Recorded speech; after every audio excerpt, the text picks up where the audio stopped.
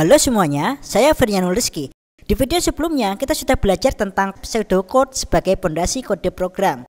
Jadi saya sudah menyalinnya agar kita bisa sama-sama mempelajarinya bersama, oke? Nah, di sini kita punya fungsi insertion sort yang mengambil array A. Hal pertama, fungsi ini akan mengambil array A sebagai input. Lalu ada beberapa baris lanjutannya. Nah, di sini perulangan for sangat berbeda dari bahasa pemrograman lainnya. Jadi sebelum kita membahasnya, saya akan sedikit mengulas beberapa detail penting terkait pseudocode. For loop dimulai dari baris ini yang memanjang sampai ke bawah. Nah, lalu baris ini berada di dalam for loop. Kemudian baris ini juga. Nah, jadi semua baris ini itu berada di dalam for loop.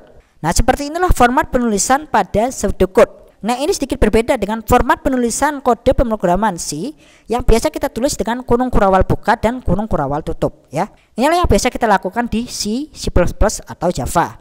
Sedangkan pada notasi pseudocode kita tidak menggunakan kurung kurawal, namun yang kita gunakan adalah teknik indentation atau lekukan, yakni setiap baris pada bodi fungsi ditulis berjarak beberapa spasi ke dalam. Semua baris ini berada di dalam perulangan for. Nah, notasi ini biasa digunakan dalam format penulisan kode di bahasa pemrograman Python. Disebut indentation atau lekukan karena kita tulis semua baris satu tingkat ke dalam atau 4 spasi atau umumnya satu tab ke kanan yang menggunakan keyboard, sehingga baris pseudocode ini terlihat seperti layaknya lekukan ular yang rapi, ya. Bahasa pemrograman Python menggunakan format tulisan ini, teman-teman. Pseudocode juga menggunakan format tulisan ini karena lebih mudah untuk dibaca. Itulah alasan pertama. Jika kita lihat dua baris kode ini yang berada di dalam while loop. Jadi di sini kita punya while loop di dalam for loop dan dua baris kode ini berada di dalam while loop. Jadi ini ekivalen dengan ini, dan ingat juga teman-teman, di sini tidak ada semikolon atau titik koma yang biasa kita tulis di setiap akhir baris seperti di C. Lalu di sini ada baris yang diawali dengan dua tanda hubung. Ini adalah komentar, ya.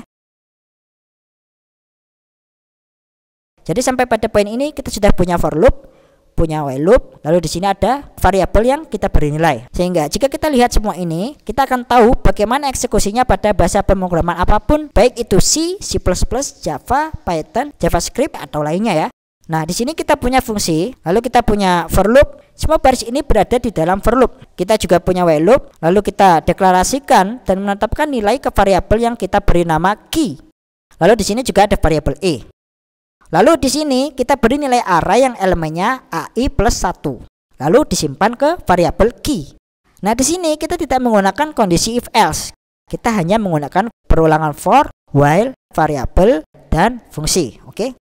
Kita gunakan konstruksi umum yang dipakai pada bahasa pemrograman apapun.